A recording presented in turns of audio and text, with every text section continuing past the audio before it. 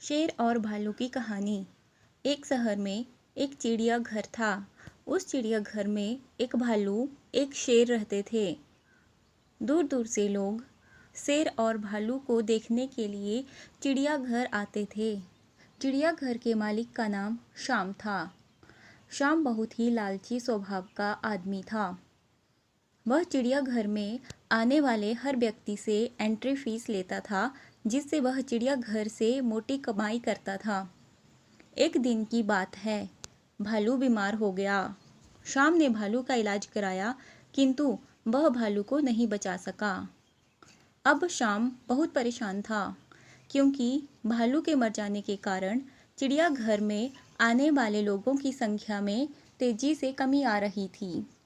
श्याम ने सोचा कि अगर ऐसा ही चलता रहा तो एक दिन उसका चिड़ियाघर ही बंद हो जाएगा। श्याम ने आसपास के क्षेत्र में दूसरे भालू की तलाश की, किंतु चिड़ियाघर के लिए उसे कहीं कोई भालू नहीं मिला। श्याम दिन व दिन और अधिक परेशान होने लगा। एक दिन श्याम के दिमाग में एक तरकीब सूझी। श्याम रमेश नाम के व्यक्ति के पास गया और उससे बोला, रमेश, क्या तुम भालू बनोगे? मैं तुम्हें इसके बदले बहुत सारा पैसा दूंगा। रमेश को श्याम की बात समझ में नहीं आई और रमेश बोला, मैं तो इंसान हूँ, मैं भालू कैसे बन सकता हूँ? रमेश की बात सुनकर श्याम हंसा और हंसते हुए बोला, भाई, तुम्हें सचमुच भालू नहीं बनना है। तुम्हें तो सिर्फ भालू के कपड़े पहनकर लोगों के सामने भालू जैसा दिखना है और भालू के जैसा व्यवहार करना है। इसके बदले मैं तुम्हें बहुत सारा पैसा दूंगा, जिससे तुम्हारी गरीबी दूर हो जाएगी।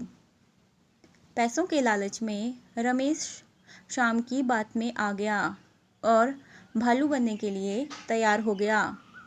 अब रमेश प्रतिदिन भालू के कपड़े पहनकर लोगों का मनोरंजन करता था और लोगों को यह लगता था कि यह असली भालू है और चिड़ियाघर के इस भालू की ख्याति दूर दूर तक फैल गई और चिड़ियाघर आने वाले लोगों में तेजी से इजाफा होने लगा।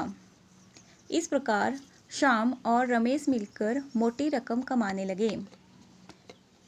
एक दिन भालू शेर के पिंजरे के ऊपर खड़ा होकर लोगों का मनोरंजन कर रहा था।